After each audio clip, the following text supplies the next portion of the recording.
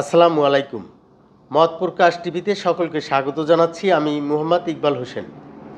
Doctor Mohammad ইউনূসের প্রধানমন্ত্রী হওয়ার যে খায়েশ রয়েছে সেটি কিন্তু আমরা প্রকাশ পেয়েছিল তিনি যখন এই তত্ত্বাবধায়ক সরকারের সময়ে, যেই সময়ে ওই যে ফখরুদ্দীন আহমেদ এবং মঈনুদ্দিন আহমেদের যে সময়টা, ওই সময় কিন্তু তিনি একটি দলও গঠন করেছিলেন। পরে অবশ্য সেই দলটি এই রাজনৈতিক প্রেক্ষাপটে তিনি আবার বিলুপ্তিও করেছিলেন টিকতে না পেরে। এর আগে কিন্তু তিনি ওই যে ১৯৯৬ সালের যে হাবিবুর রহমানের নেতৃত্বাধীন যে তত্ত্বাবধায়ক সরকার ছিল, তখন কিন্তু তিনি উপদেষ্টা ছিলেন। এই যে তার ক্ষমতার প্রতি যে তার যে আগ্রহটা, সেটি কিন্তু আমরা আবার এই জুলাই বিপ্লবের পরে তিনি ফ্রান্সে থাকা অবস্থায় যে এসে তিনি যে এই প্রধান উপদেষ্টা হয়েছেন, তার কথা যখন ছাত্ররা বলেছিল তিনি যে আসবেন না, এমনটি কিন্তু তিনি বলেননি। এটি কিন্তু যে ক্ষমতার প্রতি তার এক ধরনের আকর্ষণ রয়েছে সেটি কিন্তু প্রকাশ পেয়েছে।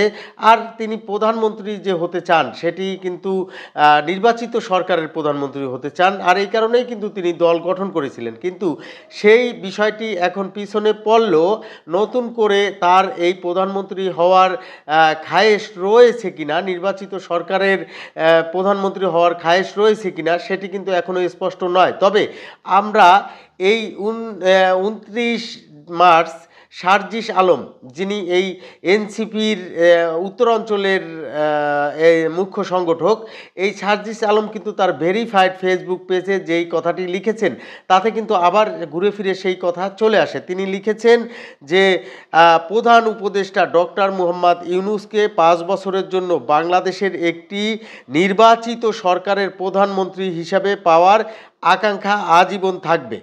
অর্থাৎ এই তাকে সবেমাত্র এই নির্বাচিত সরকারের প্রধানমন্ত্রীর আকাঙ্ক্ষার কথা বলে আলোচনায় আনতে চাচ্ছেন এই সার্জিস আলমরা, এমনটি কিন্তু অনেক বিশ্লেষক মনে করে।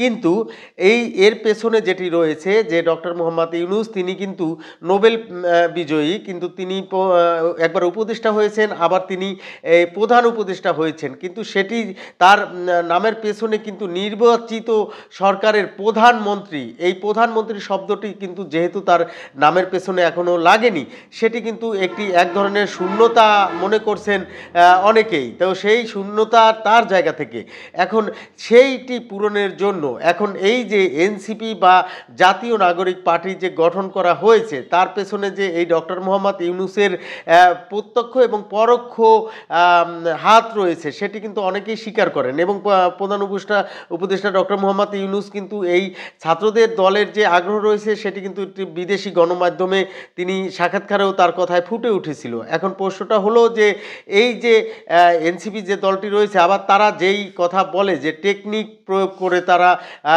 নির্বাচিত হবে, তাহলে যে এই প্রধান উপদেষ্টা ডক্টর মোহাম্মদ ইউনূস ক্ষমতায় থাকা অবস্থায় যে এই যদি নির্বাচন হয়, আর ওই নির্বাচনে যদি এই এনসিপি বিজয়ী হয়, তাহলে যে ডক্টর মোহাম্মদ ইউনূসকে এই যে প্রধানমন্ত্রী করতে পারে, এটিও কিন্তু অসম্ভব কিছু নয়, এমনটিও কিন্তু অনেক বিশ্লেষক মনে করে। হয়তো আইনি জটিলতা আছে কিনা সেটি একটি দেখার বিষয়, তবে আবার তাকে কিন্তু রাষ্ট্রপতিও করতে পারে, এরকম রয়েছে। কিন্তু বিষয়টি হলো যে তিনি তার জায়গা থেকে এই যে সার্জিস আলম যেই কথা বলেছে, তাতে কিন্তু যে তিনি যে বিগত দিনে যে তার এই প্রধানমন্ত্রী হওয়ার যে খায়েশ ছিল, সেটির যে এখন আবার সেই খায়েশ যে তারপন্থী যে ছাত্র নেতাদের ভিতরেও যে আকাঙ্ক্ষার জন্ম হয়েছে, এবং এটি গিয়ে কোথায় গিয়ে শেষ হয় তা নিয়েও কিন্তু এক প্রকার ধূম্রজালের সৃষ্টি হয়েছে। অন্যদিকে আমরা যদি দেখি যে এই নানা সংস্কার সহ নানা তালবাহানায় যদি নির্বাচন পেছানো যায়, আর অন্যদিক থেকে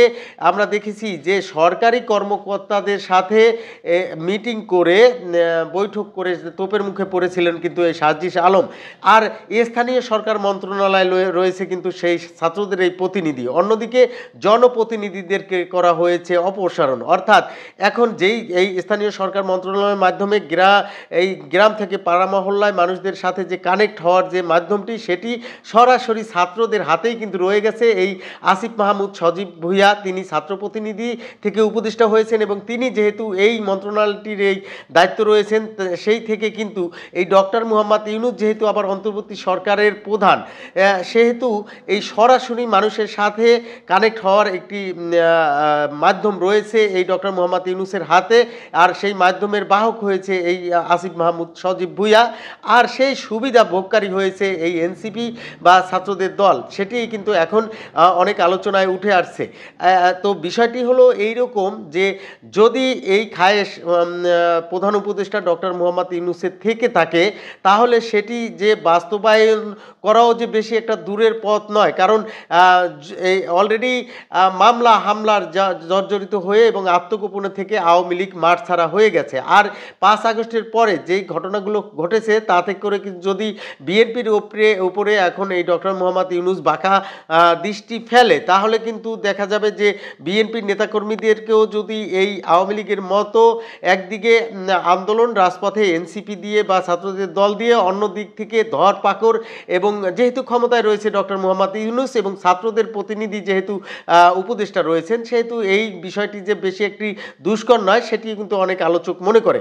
এখন সেই ক্ষেত্রে ধরপাকড় শুরু হলো, মামলা শুরু হলো এই আওয়ামী লীগের মতো, তাহলে প্রধান যে দল দুটি আওয়ামী লীগ এবং বিএনপি, তারা যদি মাঠে টিকতে না পারে, অন্য দিক থেকে যে জামায়াত, এই সরকারকে কিন্তু জামায়াতের সরকার বলা হয়, অনেক মাধ্যম কিন্তু সেটি প্রকাশে এনেছে।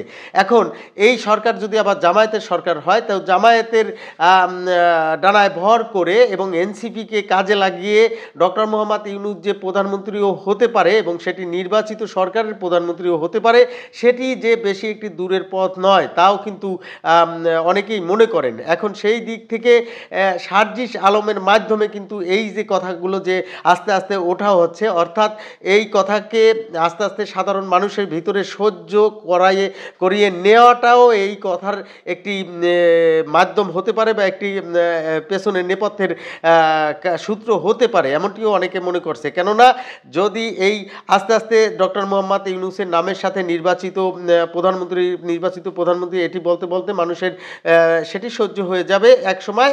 আর এই যে আলোচনাটি করলাম যে বিএনপি এবং আওয়ামী লীগকে যদি মাঠ থেকে বিতাড়িত করা যায়, তাহলে কিন্তু আবার এই ডক্টর মোহাম্মদ ইউনূসের প্রধানমন্ত্রী হওয়ার কিন্তু বেশি একটি দূরে নয়। তো এখন দর্শক দেখা যাক যে সার্জিস আলম যে বার্তাটি দিয়েছে সেটি কতটুকু বাস্তবায়িত হয়, নাকি এটি কথাই থেকে যায়, সেটি দেখার অপেক্ষা রেখে সকলের প্রত্যাশা কি হয় সেটিও দেখার প্রত্যাশা রেখে সকলের সুস্বাস্থ্য এবং দীর্ঘায়ু কামনা করে শেষ করছি। আসসালামু আলাইকুম।